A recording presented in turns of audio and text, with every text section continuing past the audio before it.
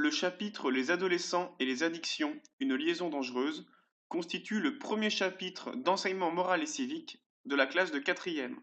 À la télévision, il est interdit de fumer et de boire de l'alcool. Le CSA veille notamment à ce que les télévisions et les radios n'incitent pas à des comportements dangereux pour la santé publique. Quels sont les différents types d'addictions auxquels l'adolescent peut succomber? Comment est-il possible de les protéger face aux dangers de ces addictions? De plus en plus de jeunes adolescents consomment de l'alcool, et notamment de l'alcool fort. Cela peut entraîner des risques d'accident et des graves problèmes au niveau de la santé. En France, il est interdit d'acheter de l'alcool avant 18 ans. Si une personne en vend, elle risque jusqu'à 7 500 € d'amende. En France, il existe un permis probatoire pour les premières années d'obtention. Le taux maximum d'alcool est alors de 0,2 g d'alcool par litre de sang. Les jeunes sont de plus en plus nombreux à fumer, notamment au collège. Or, il est interdit pour un jeune de moins de 18 ans d'acheter des cigarettes. Pour lutter contre l'addiction à la cigarette, l'État décide souvent de hausser le prix du paquet de cigarettes ou bien encore de faire réaliser des affiches de sensibilisation.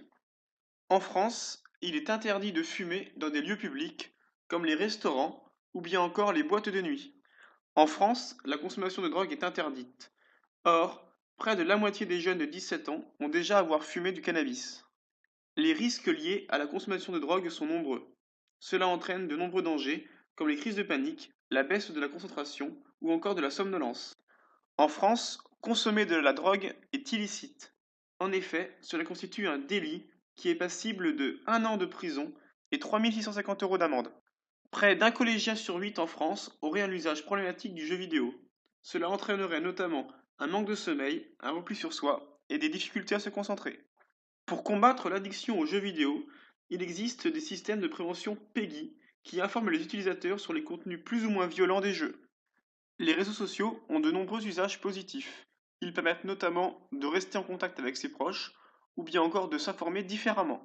Cependant, il existe de nombreux dangers liés à l'utilisation des réseaux sociaux, comme notamment le cyberharcèlement ou bien encore le non-respect de la vie privée.